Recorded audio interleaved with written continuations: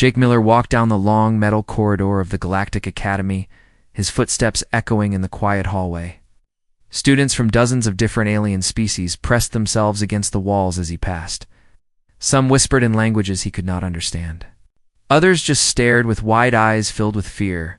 The Academy sat on the surface of Epsilon 7, a small moon that orbited a gas giant in the Andromeda system.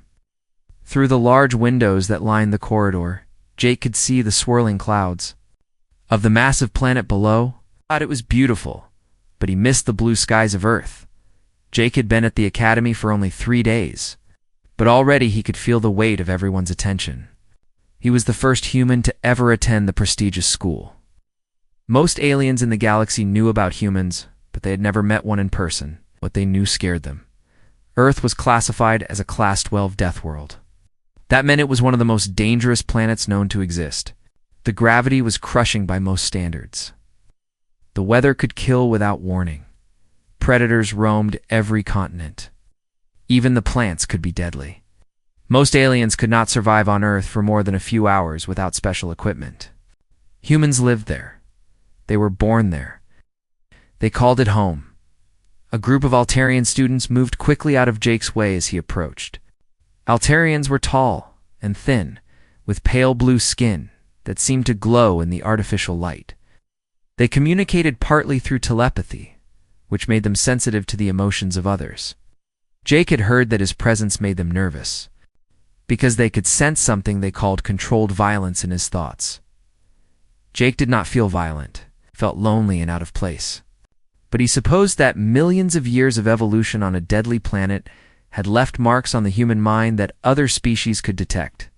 He turned a corner and saw the entrance to his Xenobiology classroom. Several students were already gathered.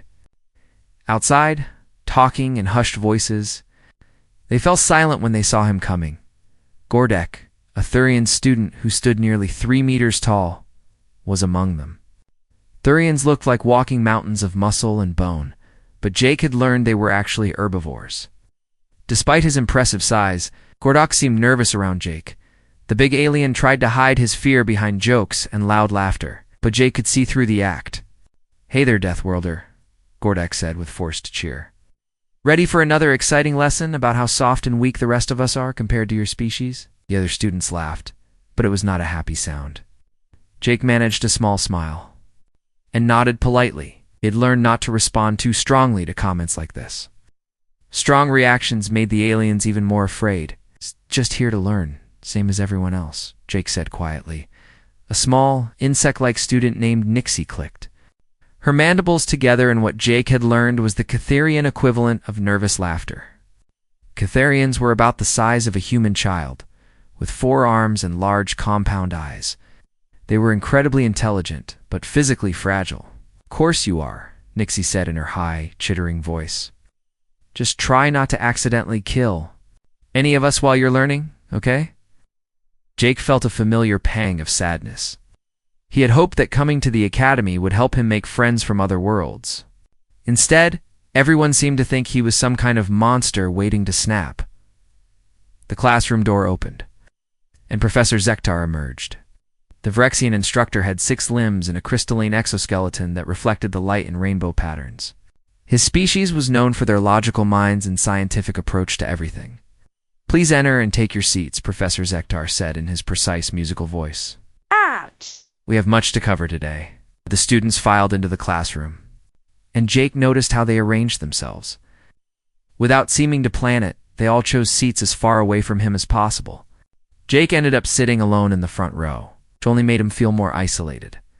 The classroom was large and circular, with holographic displays that could show images from anywhere in the galaxy. The walls were lined with specimens in clear containers, everything from tiny microorganisms to the fossilized remains of creatures that had died out millions of years ago. Professor Zektar moved to the center of the room, his 6 limbs allowing him to manipulate several control panels. At once, the lights dimmed, and a 3-dimensional image of a lush jungle appeared in the air above their heads. "Today we will discuss predator-prey relationships across different worlds," the professor announced. "Each species has evolved unique methods of survival. Some rely on speed, others on camouflage, still others on strength or intelligence. Jake watched as the hologram showed various creatures hunting and being hunted. A bird-like predator with razor-sharp wings chased a small mammal across an alien savanna. A plant with poisonous spines caught an insect that had ventured too close. Everything was about survival. "Mr. Miller," Professor Zektar said suddenly, and Jake realized the instructor was looking directly at him. "Perhaps you could share some examples of predator-prey relationships from your homeworld." The classroom fell completely silent. Jake felt dozens of eyes watching him, waiting to see what the dangerous human would say. He cleared his throat and tried to think of examples that would not frighten his classmates too much. "Well," Jake began, "we have big cats that hunt in groups. They work together to bring down prey much larger than themselves. And we have persistence. Hunters that follow their prey for days or weeks until the animal becomes too tired to run." A few students made small sounds of distress. Lyria, the Altarian girl sitting in the back, closed her eyes as if she was trying to block out disturbing mental images. "We also have creatures that use tools," Jake continued, not realizing how his words were affecting the others. "Some of our primates use sticks to fish insects out of holes. Birds drop stones to crack open shells. Even some of our sea creatures use tools to hunt." Professor Zektar's crystalline face was unreadable, but he seemed interested. "And how do prey species on your world defend themselves against such intelligent predators?" Jake thought for a moment. "They form herds for protection. They develop better senses to detect danger earlier. Some change colors to blend in with their surroundings. Others just try to outrun the predators, or they fight back with horns or claws or poison." "Fascinating," Professor Zektar said. "It sounds like your world has created an endless cycle of evolutionary improvement. Predators become smarter and stronger, so prey must become faster and more clever, which forces predators to adapt even further." "That's right," Jake agreed. "Everything is always trying to survive. Nothing stays the same for very long." Gordok shifted uncomfortably in his seat. "And humans?" he asked. "Where do humans fit in this cycle?" Jake paused. This was always the difficult question. How could he explain humanity's place in Earth's ecosystem without sounding like he was bragging or threatening? "Humans learn to use tools very early," Jake said carefully. "We also learn to work together in groups, but mostly we learn to understand other animals. We studied their behavior, figured out how they think, and used that knowledge to our advantage." "You mean you learned to predict what they would do?" Nixie asked, her compound eyes focusing on Jake with new interest. Sometimes Jake nodded. "But we also learned to work with some of them. We made partnerships with other species. We domesticated animals that could help us hunt or protect our settlements or provide food." The word domesticated sent a ripple of unease through the classroom. Most galactic species found the concept disturbing.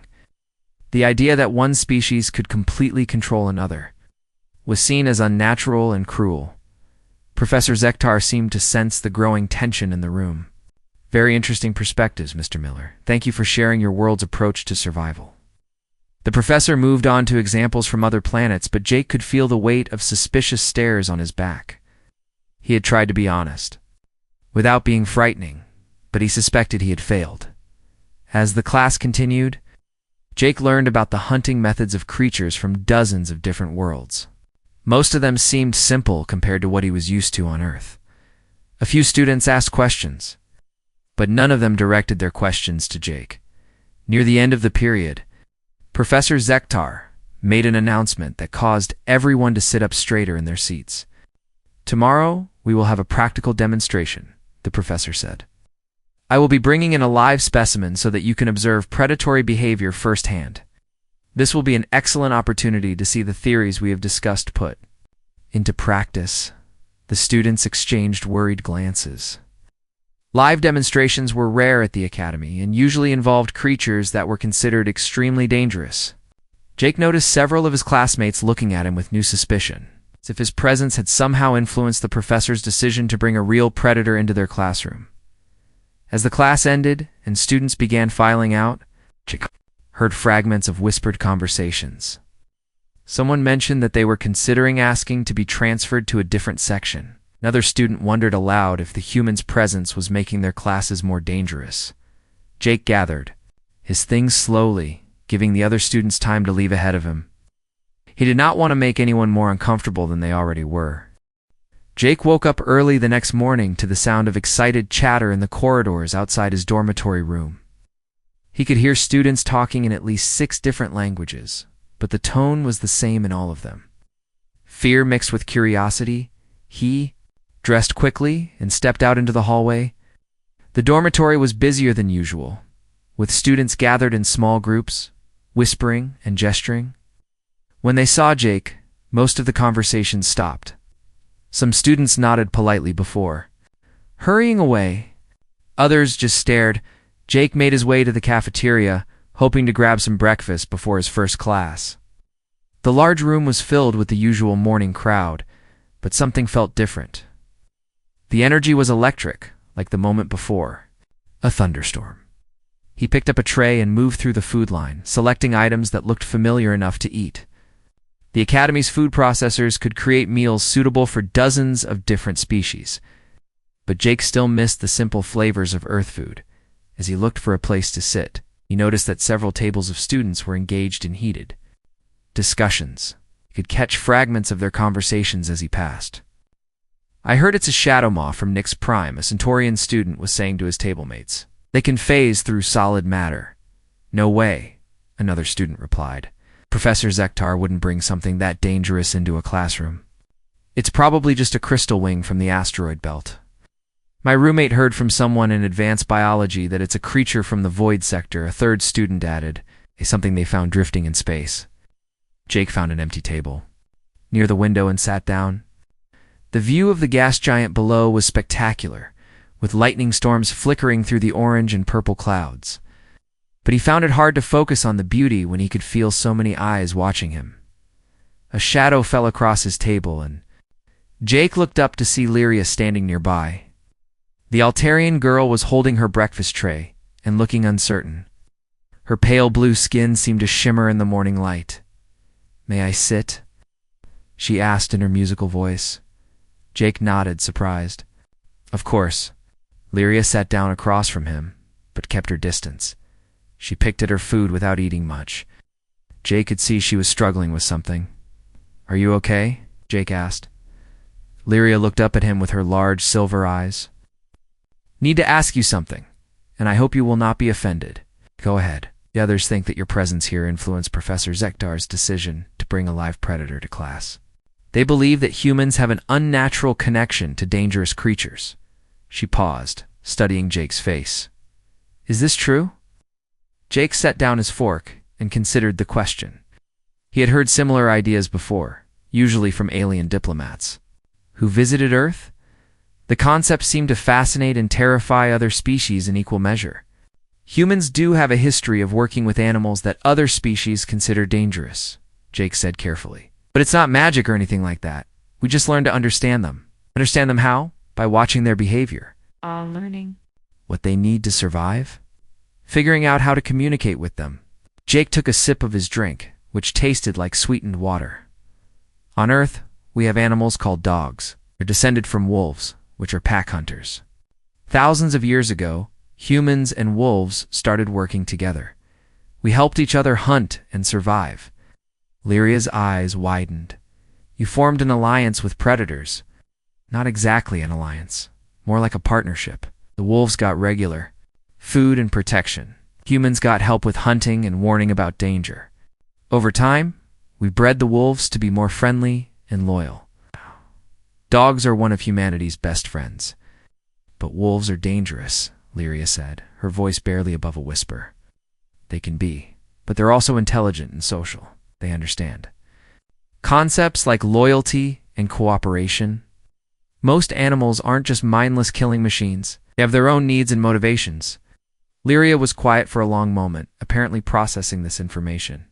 Jake could see other students at nearby tables leaning in, trying to hear their conversation.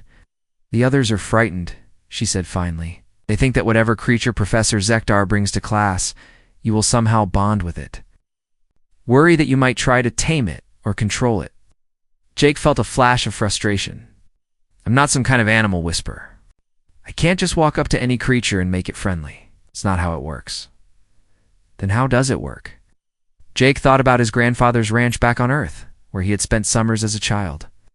The old man had taught him how to approach nervous horses and how to read the body language of cattle. It was all about patience and respect. Every animal is different, Jake explained, but most of them respond to calm, confident behavior. If you're afraid, they can sense it. If you're aggressive, they'll either attack or run away. But if you're calm and respectful, they're more likely to trust you. And you're not afraid of the creature that's coming to class today? Jake shrugged. I don't know what it is yet, but I doubt Professor Zektar would bring something truly dangerous into a classroom full of students. Even if it's a predator, it's probably something that can be safely contained. Lyria nodded slowly, but she still looked worried. I hope you're right. After breakfast, Jake made his way to his first class of the day, which was Galactic History. But even there, he could hear students talking about the upcoming Xenobiology demonstration. Rumors had spread throughout the academy, and each telling seemed to make the mysterious creature more dangerous. By lunchtime, Jake had heard at least 20 different theories about what Professor Zektar planned to show them. He claimed it was a void stalker, a creature that fed on electromagnetic energy. Others insisted it was a plasma serpent from the core of a dying star. A few even suggested it might be a hive, mind creature that could control other beings through telepathy. Jake found himself eating lunch alone again, though he noticed several students watching him from across the cafeteria. He was starting to feel like an exhibit in a zoo. The irony was not lost on him that tomorrow he would be looking at a caged creature while feeling like one himself. After lunch, Jake decided to visit the Academy's library. The massive building was one of the largest. Collections of knowledge in the known galaxy, with information from thousands of different worlds and species. If he was going to face some kind of dangerous predator tomorrow, he wanted to be prepared. The library was quieter than usual, but Jake still noticed the way other students avoided the sections where he was researching. He found a terminal in a secluded corner and began searching for information about creatures. It's commonly used in academic demonstrations. Most of the animals used for educational purposes were classified as moderately dangerous at worst. They were predators, but not the kind that could easily kill a room full of students. Jake read about several species that fit this description. There were the shadow moths from Nyx Prime, sleek feline creatures that could become partially invisible in low light. They were fast and intelligent, but they typically avoided confrontation. Unless cornered, he also found information about crystal wings, bird-like predators from the asteroid belt that could fly in zero gravity. They were known for their beautiful, translucent feathers and their ability to navigate through complex three-dimensional spaces. Then there were the Cavics from Pyros 3, panther-like creatures with obsidian fur and glowing amber eyes. They were described as intelligent and proud, with a strong sense of territory. Most importantly, they were known to be curious about new experiences and could be trained to tolerate the presence of other species. Jake spent several hours reading about predator behavior and the psychology of different species.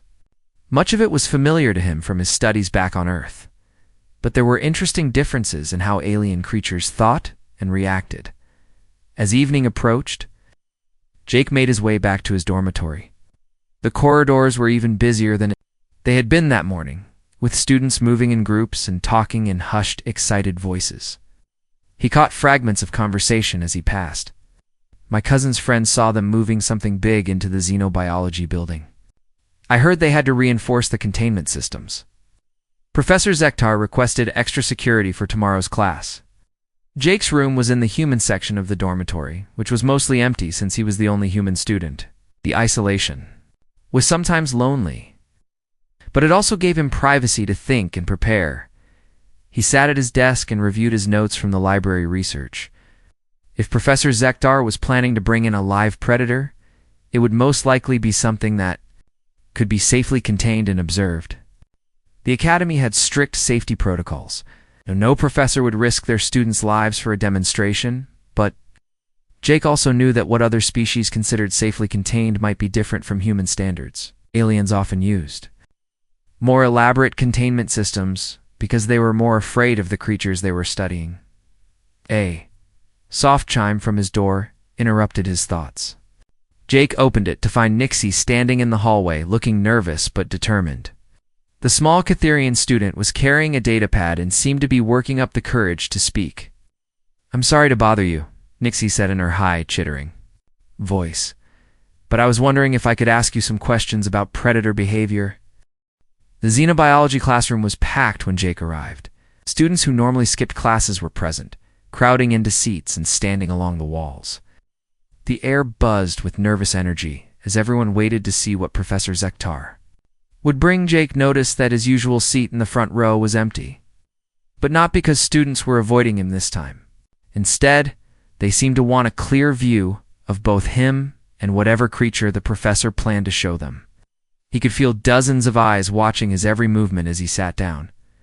Gordok was sitting 3 rows back, trying to look brave, but failing to hide the fear in his large eyes. Nixie had chosen a seat near the door, probably planning an escape route if things went wrong. Lyria sat in the middle of the room, her pale blue skin even paler than usual. Professor Zektar entered through a side door, followed by 2 academies. Security guards. The guards were members of different species, but both were armed with stun weapons and looked serious.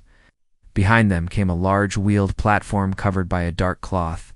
The room fell completely silent as the platform was positioned. In the center of the classroom, Jake could see the outline of a cage underneath the cloth, and he could hear something moving inside it. Whatever was in there was big enough to make the entire platform rock slightly with its movements. "Students," Professor Zektar announced, his crystalline voice carrying clearly through the room, "today we will observe a living example of an apex predator. This creature represents millions of years of evolutionary perfection in hunting and survival." Oh. The professor moved to stand. Beside the covered cage, "I want you to observe its movements, its alertness, and its predatory instincts. Notice how it evaluates potential threats and opportunities. This is a creature that has never known fear because nothing on its homeworld could challenge it." Jake felt his heart rate increase slightly. The professor's description could fit several of the dangerous species he had researched the night before, but something in the way the creature moved suggested it was larger and more powerful than he had expected. "What you are about to see," Professor Zektar continued, "is a Kavik from the volcanic world of Pyrrhus 3. These creatures are considered among the most dangerous predators in known space." A collective gasp went through the classroom. Even Jake felt a moment of surprise. Kaviks were legendary among galactic species. They were described in textbooks as perfect killing machines, beautiful and deadly in equal measure. Professor Zektar reached for the cloth covering the cage. "Remember, there is a full containment field surrounding the enclosure. The creature cannot escape or harm any of you. However, I do ask that you remain in your seats and avoid sudden movements." He pulled away the cloth. The Kavik was magnificent. It stood nearly 2 meters tall at the shoulder, with a sleek, muscular body covered in fur so black it seemed to absorb light. Its amber eyes glowed like molten gold, scanning the room with intelligent awareness. When it moved, every muscle flowed like liquid power. The students pressed themselves back in their seats. Several made small sounds of fear. Gordok, despite his massive size, seemed to shrink into himself. Even the security guards took a step backward, but the creature's attention was not focused on the terrified students.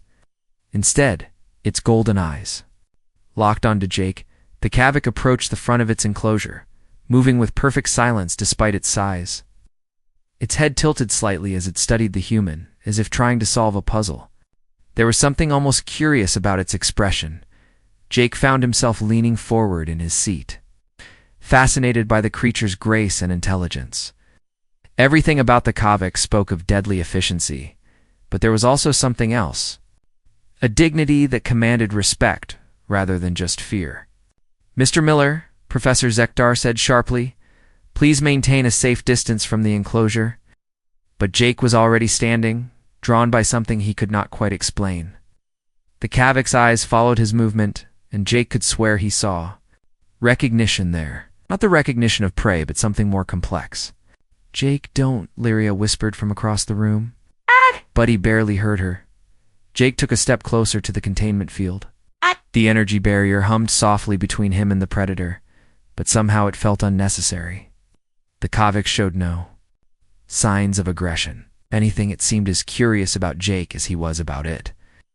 "This is not normal behavior," Professor Zektar said, consulting a datapad frantically. Kaviks typically respond to the presence of unknown species with either aggressive posturing or territorial displays. The creature in the cage was doing neither. Instead, it sat down on its haunches, still watching Jake with those incredible golden eyes. The movement was graceful and deliberate, almost like a formal greeting. Jake took another step forward, ignoring the sharp intake of breath from his classmates. He was close enough now to see the individual whiskers on the Kavik's face, close enough to notice the way its ears twitched at every sound in the room. "Beautiful," Jake said softly, speaking more to himself than to the class. The Kavik's ears perked up at the sound of his voice. Its head tilted again, this time in the opposite direction, as if trying to understand the tone and meaning behind the word. "Mr. Miller, I must insist that you return to your seat," Professor Zektar said. But there was uncertainty in his voice. The professor was clearly as puzzled by the creature's behavior as everyone. Else Jake ignored the instruction and sat down cross-legged on the floor in front of the enclosure. The position put him at eye level with the Kavik, and he could see the creature's reaction to his change in posture. The classroom fell silent, except for the sound of nervous breathing and the soft hum of the containment field.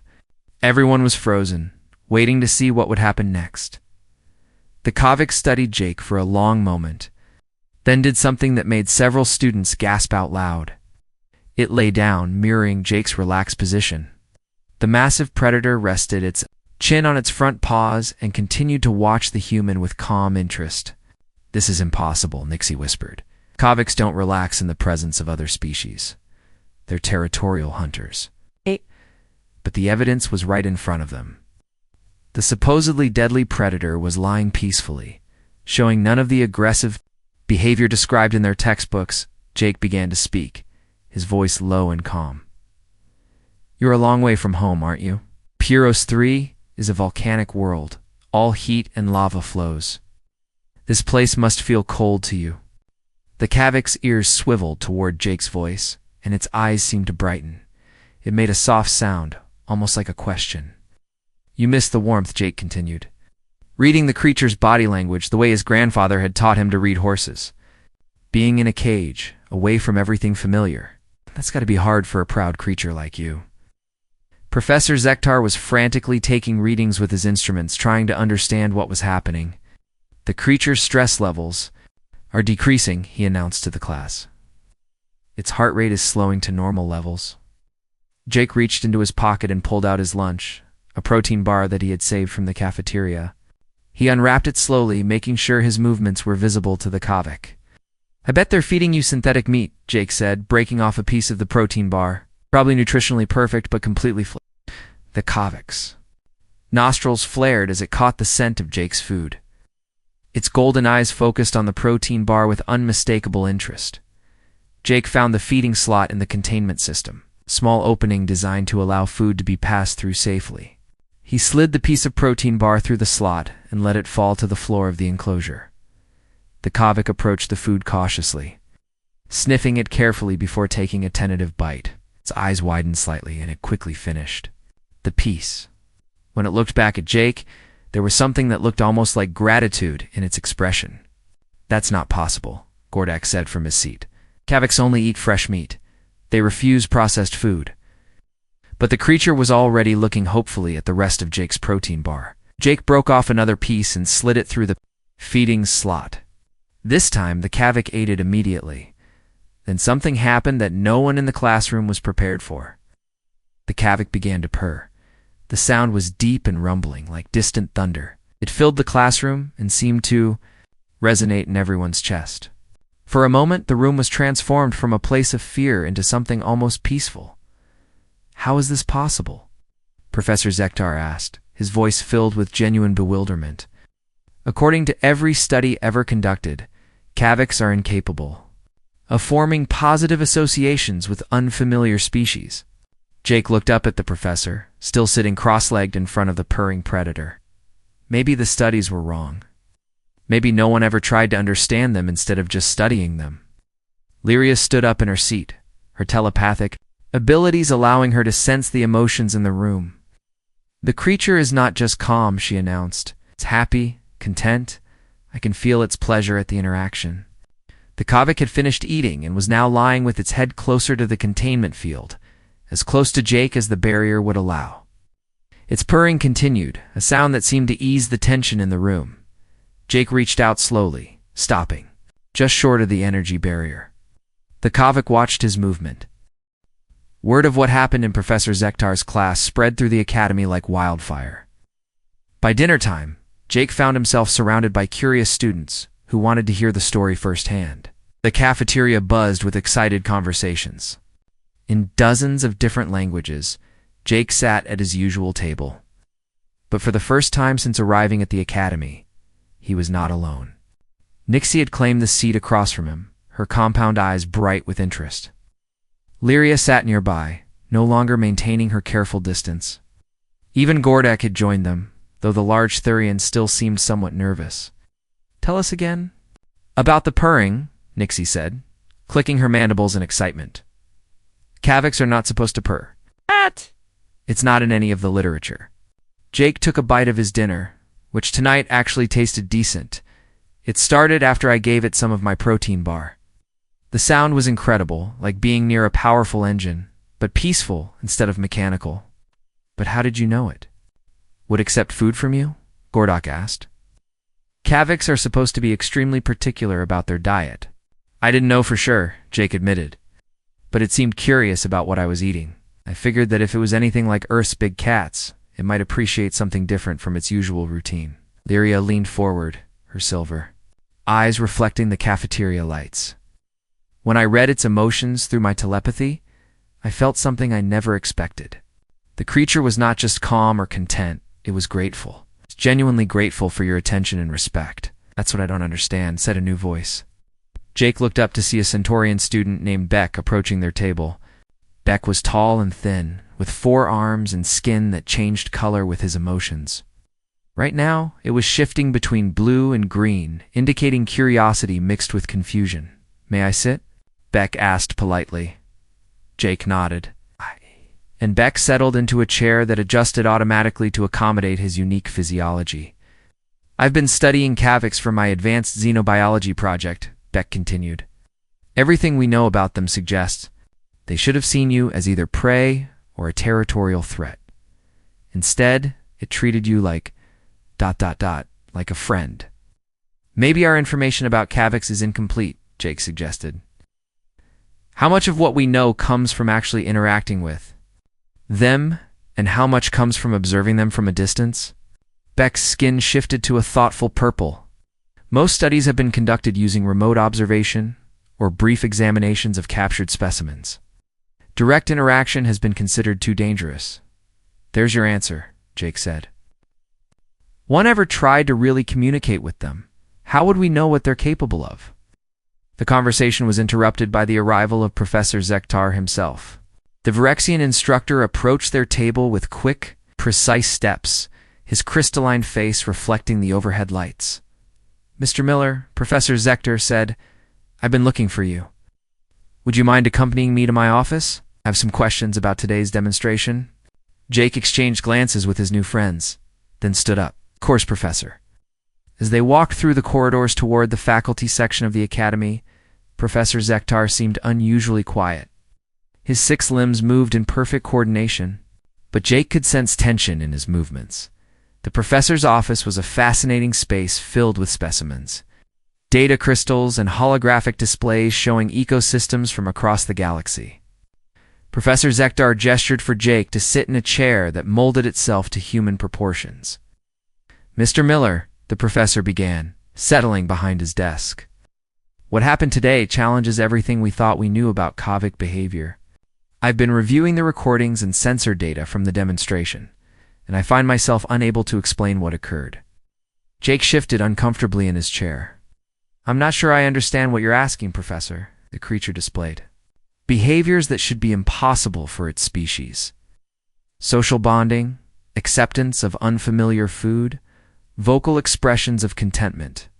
According to our research, Koviks are solitary hunters incapable of forming positive relationships with other species. Maybe the research was wrong, Jake said quietly. Professor Zektar's crystalline features seemed to brighten. It's exactly what I'm beginning to suspect. Tell me, Mr. Miller, have you had similar experiences with other dangerous creatures? Jake thought about his childhood on Earth, growing up around animals that most galactic species would consider terrifying. On Earth, we learn early that most animals aren't randomly aggressive. They have reasons for their behavior. Fear, hunger, territorial protection, defending their young.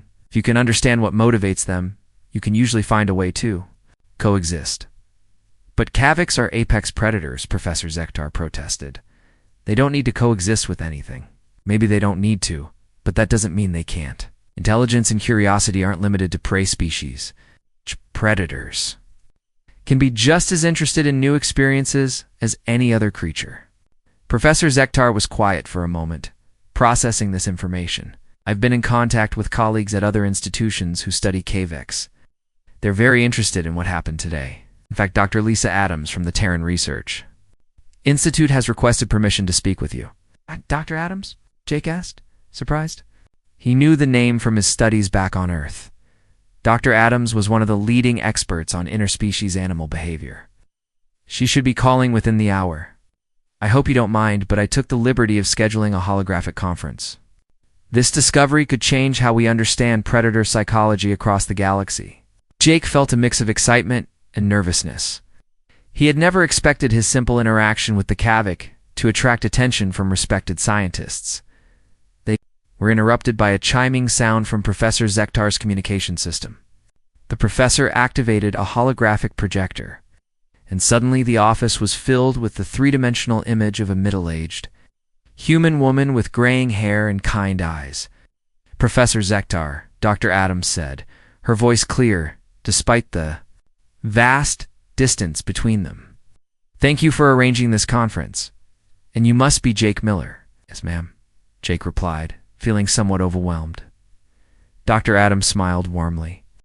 I've seen the recordings of your interaction with the Kavik, Jake. What you accomplished today is remarkable. I'd like to ask you some questions, if you don't mind. Of course. First, can you describe what you were feeling when you approached the creature? Were you afraid? Jake considered the question carefully. I was cautious, but not really afraid. The Kavik seemed more curious than aggressive. I could see intelligence in its eyes, and I got the feeling it was just as interested in me as I was in it. And when you offered it food, it reminded me of feeding treats to my grandfather's horses. You have to move slowly. Let them smell what you're offering. Give them time to decide whether they trust you. Dr. Adams nodded approvingly. That's exactly the approach I would recommend. You treated the Kavik as an individual with its own personality and preferences, rather than just a dangerous predator. Professor Zektar leaned forward in his chair. Dr. Adams, in your opinion, could this interaction have broader implications for how we study dangerous species? Absolutely, Dr. Adams replied. For too long, Xenobiology has approached predators with the assumption that they're inherently hostile to other species. But many of Earth's most dangerous predators can form positive relationships with humans when approached with respect and understanding. But surely there are limits, Professor Zektar said. Some creatures must be too dangerous for direct interaction. Dr. Adams' expression grew serious. Of course there are limits, but those limits are often much further out than we assume. The key is learning to read the animal's body language and emotional state. Jake demonstrated that beautifully today. Jake felt a flush of pride at the compliment, but also a growing sense of responsibility. What happens to the Kavik now? Will it be sent back to its homeworld? It's being discussed, Professor Zektar said. Normally, demonstration specimens are returned after a few days. But given the unique nature of today's interaction, there's been some talk of extending its stay for further study. With your participation, if you're willing, Dr. Adams added, this could be an unprecedented opportunity to learn about Kavik intelligence and social capabilities. Jake thought about the magnificent creature he had met that morning, remembered the intelligence in its golden eyes and the grateful purr that had filled the classroom. I'd be honored to help, but only if it's treated well. The Kavik isn't just a test subject. It's a thinking, feeling being that deserves respect. Dr. Adams smiled broadly. That attitude is exactly why you were able to connect with it in the first place. Too many researchers forget that the creatures they study have their own needs and emotions. The conversation continued for another hour, covering everything from comparative predator, psychology, to the ethics of keeping intelligent creatures in captivity for research purposes. Jake found himself sharing stories from his childhood on Earth, describing how his grandfather had taught him to approach nervous animals and read their moods. When the call finally ended, Professor Zektar sat back in his chair and looked at Jake with something approaching. "Ah, Mr. Miller, I believe you may have just revolutionized the field of xenobiology." 3 weeks after the Kavik demonstration, the Academy felt like a completely different place to Jake. The corridors that once echoed with fearful whispers now buzzed with excited discussions about interspecies communication and predator psychology. Students who had once avoided him now sought him out for advice and conversation. Jake was returning from his morning jog around the Academy's outer ring when he encountered Commander Voss and Dr. Henneth waiting outside his dormitory. The Vrexian administrator and the Centaurian head of interspecies studies looked serious but not unfriendly. "Mr. Miller," Commander Voss said in his precise, crystalline voice, "we need to speak with you about your continued work with the Kavik, Jake." Felt a moment of concern? Is something wrong? Has the Kavik been hurt? Dr. Henneth's forearms gestured reassuringly. Not at all. In fact, the creature appears to be thriving under your care. That's what we need to discuss. He led Jake to a conference room in the administrative section of the Academy. Through the large windows, Jake could see the Xenobiology building where he had been spending several hours each day with the Kavik. The creature had not only remained healthy, but had begun displaying behaviors that continued to surprise the research team. "Mr. Miller," Commander Voss began, "your work with the Kavik has attracted attention from across the galaxy. We've received requests from research institutions on over 40 worlds asking for information about your methods. More importantly," Dr. Henneth added, "we've had reports from several other facilities where researchers have attempted to replicate your approach with different species. The results have been remarkable." Jake leaned forward in his chair. "What kind of results?" Dr. Henneth activated a holographic display that showed images from various research facilities. A team on Rigel Prime successfully established communication with a pack of vortex wolves. Researchers on the ice world of Crystallis have made contact with creatures previously thought to be mindlessly aggressive. And just yesterday, we received word that scientists on New Geneva managed to calm a rampaging thunder beast using techniques based on your interaction with the Kavik. Jake stared at the images, amazed by what he was seeing. Creatures that looked terrifying to him were peacefully interacting with alien researchers, who would obviously overcome their fear. But how is this possible? Jake asked. "I'm not doing anything special. I'm just treating them with respect." Commander Voss leaned back in his chair. "It's that attitude, Mr. Miller. It's precisely what makes your approach special. For centuries, the galactic community has approached dangerous creatures with the assumption that they must be controlled or avoided. You've shown us that they can be understood and even befriended. The implications go far beyond xenobiology," Dr. Henneth said. "Your methods are being studied by diplomats who deal with hostile alien cultures. Military strategists are reconsidering their approaches to first contact situations. Even psychologists are applying your principles to help patients overcome fears and prejudices." Jake felt overwhelmed by the scope of what was being described. "I never intended to start a revolution.